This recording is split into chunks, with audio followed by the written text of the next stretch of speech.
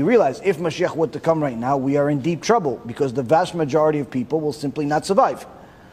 So for an individual, sure, that person that's really righteous could be. But if a person thinks of things on a larger scale, then no. It's not something that a person would look forward to, because you realize people that you know, people that you care about, or even people that you don't know and you don't care about, but they're Hashem's children. They're going to be rotting in Gehenom because they didn't have the opportunity to do tshuva. That's not exactly exciting.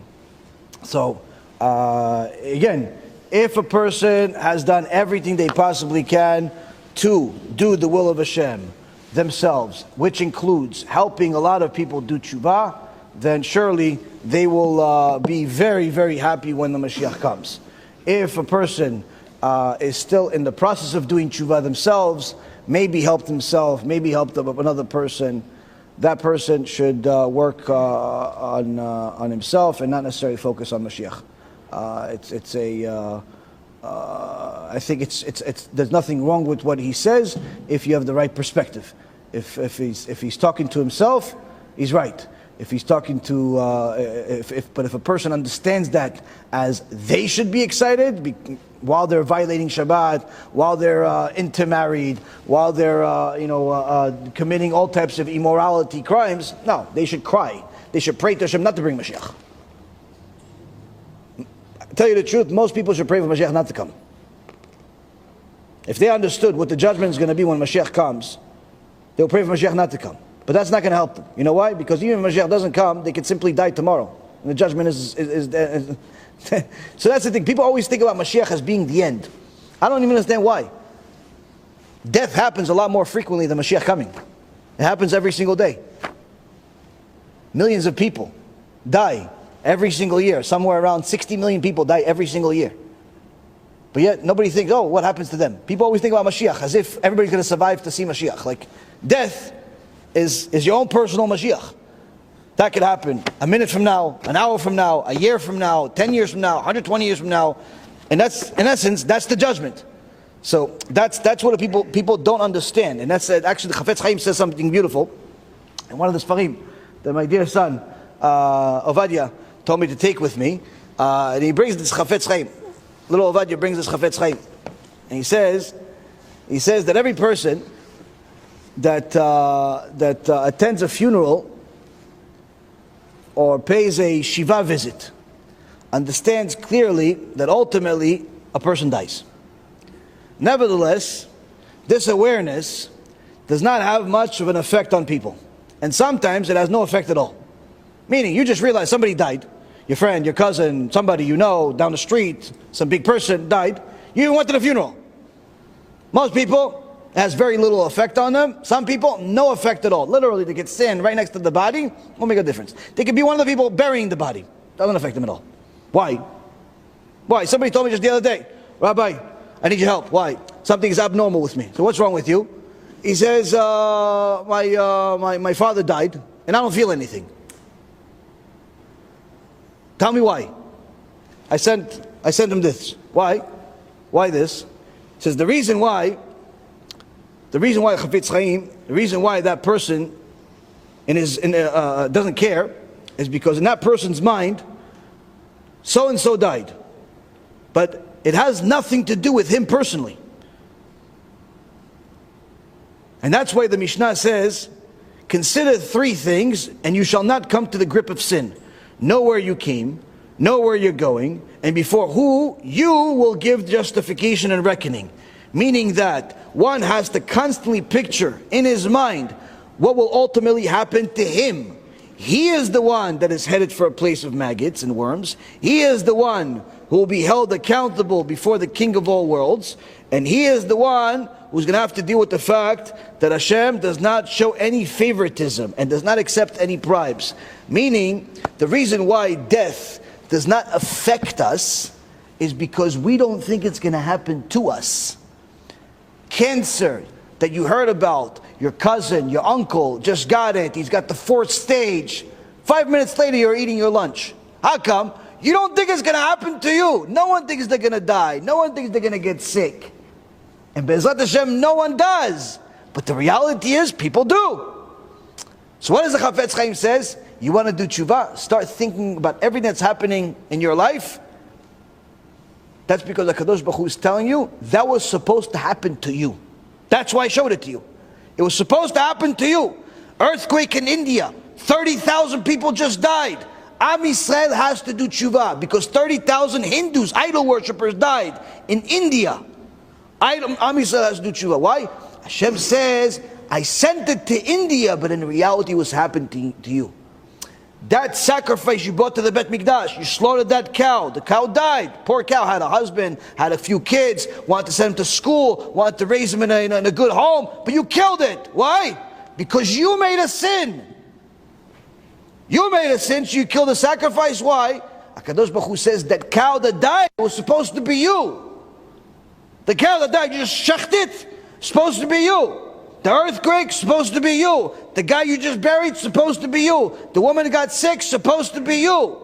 Meaning HaKadosh Baruch Hu is not sending it to you just to show you what's in the neighborhood, what's on the news. Everything that's around us is supposed to happen to us. And the way for us to thank HaKadosh Baruch Hu is say, HaKadosh Baruch Hu, thank you. Thank you for not making it happen to me. From now on, I'm going to be better. I'm going to be better before it does happen to me. He got cancer 4th stage, and I have to do tshuva. Why? Because in reality, it was supposed to happen to me. In reality, it was supposed to happen to me. If HaKadosh Baruch Hu checked my checkbook right now of sins and mitzvot, it was supposed to happen to me. Why? Just wasted seed, just committed adultery, just did this, just did that, just stole this, just violated this. If HaKadosh Baruch Hu did the accounting right now, 4th stage was supposed to happen to me.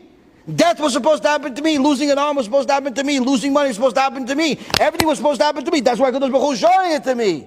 That's what Rabbi Chaim Volozhin says. Anytime somebody has suffering in their life, that's HaKadosh Baruch Hu telling you, that's where you sinned. Your arm hurts, that's because your arm was used inappropriately. Your eyes hurt, your eyes were used inappropriately. Your pocket hurts, that's because your money was used inappropriately. Or else there would be no point to the punishments. But even more so, it happens in the things around us that we see. HaKadosh Baruch Hu is telling us, that was supposed to happen to you, but I'm showing it to you to help you, so it doesn't happen to you. But many times people look around the world, just like the Chafetz Chaim says, they see a dead person right next to them. Nothing changes. Why? It didn't happen to me. He thinks he's lucky because it didn't happen to him. He doesn't realize the message is for him. So that's the beauty. The beauty is to use the messages that are around us and realize this is another warning from Hashem for me to do tshuva.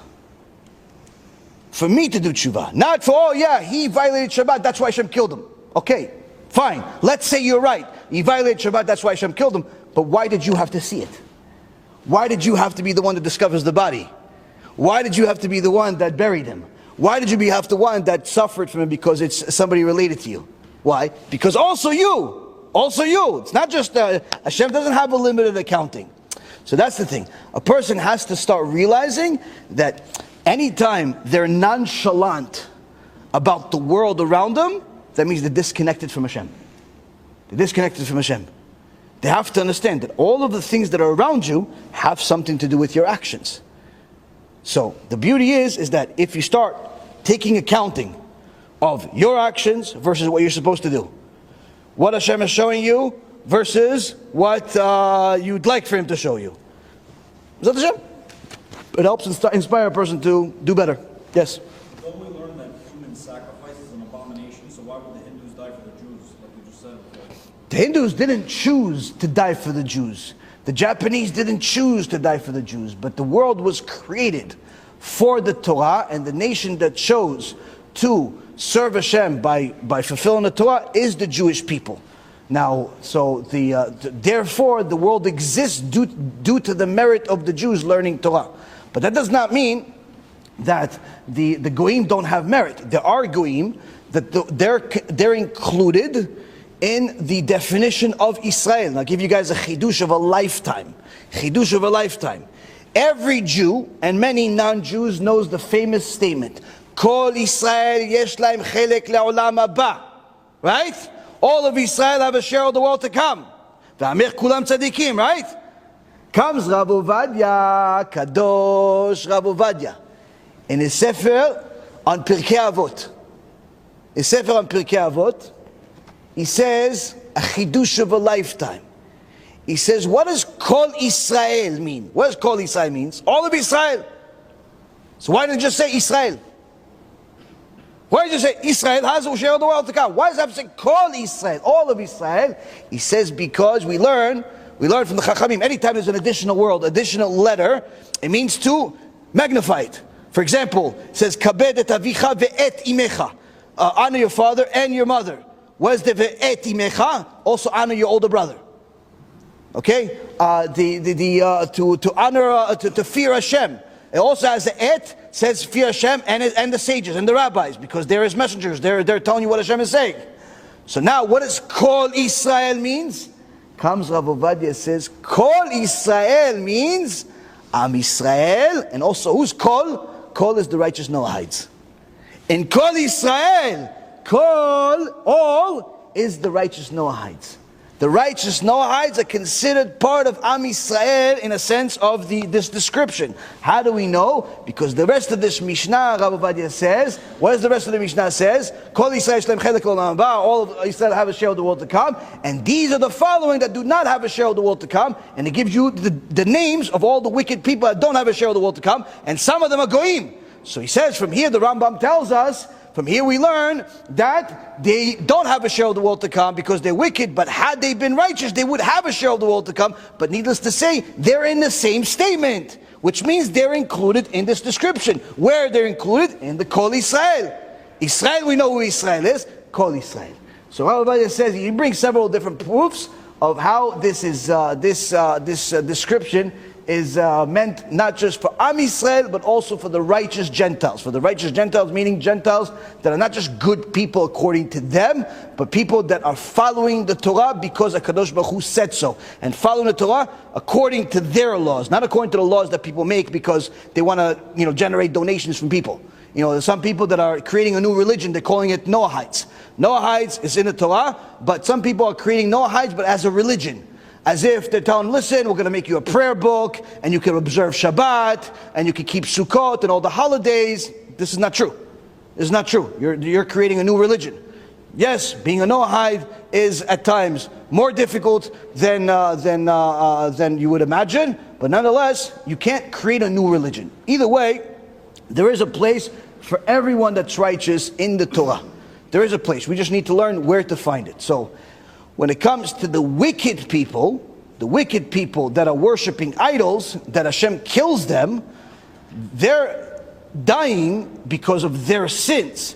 But Hashem is showing it to us in order to tell us that we are also making sins. We are also making sins, and therefore we should do tshuva, or else the same thing would happen to us.